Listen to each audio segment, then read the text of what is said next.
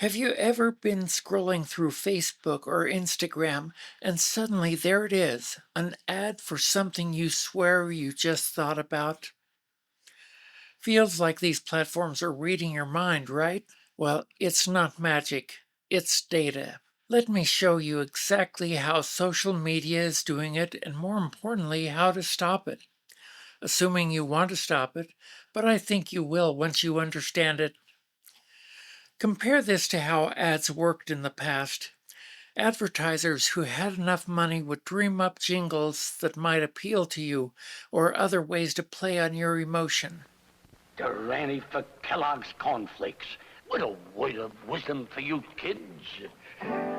If you're a little guy like me with lots of growing to do, who'd like to shoot up strong and tall, here's my advice to you. Tall up with the tall corn taste of Kellogg's Golden Flakes. It's corn that you can really crunch, corn that really packs a punch. Wait a minute. I think it's taken effect. It was effective to some degree, but not as effective as ads today. The difference is data. In the old TV or radio ads, what they knew about you was limited to knowing you were watching the show they placed the ad on. Today, they know so much more about you. First, let's take a look at how this works. Social media platforms like Facebook, Instagram, and others are not just keeping track of what you like or comment on. They're constantly collecting data, building a digital profile of you, and it goes way beyond what you might think. They collect your location, your browsing history, the apps you use, the words you type, and even your voice recordings from when you use voice commands. All of this information is combined to create a detailed profile about you, your habits, your preferences, even your emotions. And that's how they seem to read your mind. I begin to feel a strange euphoria.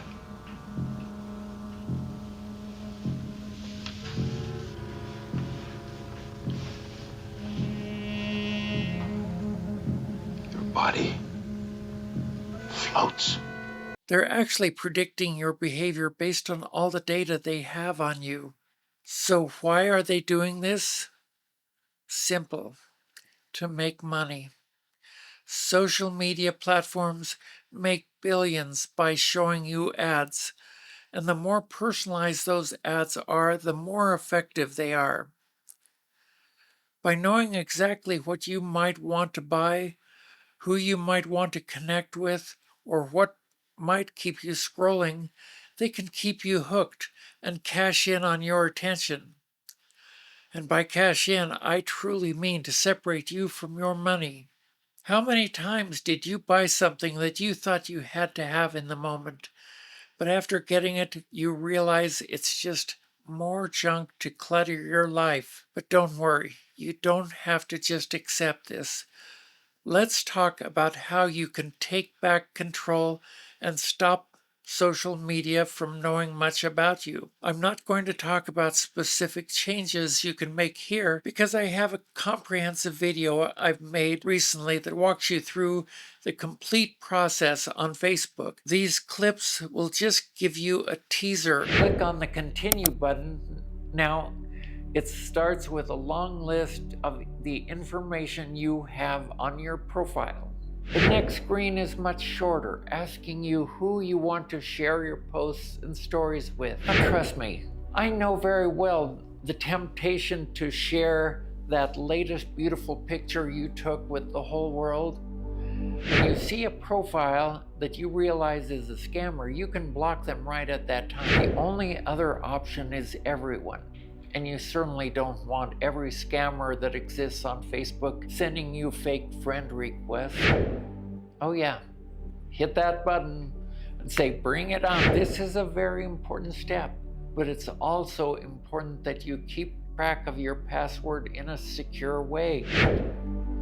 It's a nice feeling knowing you're cleaning up your Facebook, isn't it? There'll be a link at the end of the video to go through the full process. And finally, just be mindful of what you're sharing. Every time you like a post, make a comment, or do a search, you're giving away a bit more information about yourself. What do you want? Information. Whose side are you on? That would be telling. We want information. Information. Information. You won't get it. By hook or by crook, we will. Remember, social media doesn't have to feel like Big Brother.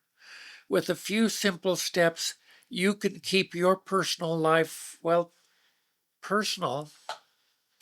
If you found these tips helpful, make sure to share this video with your friends and family.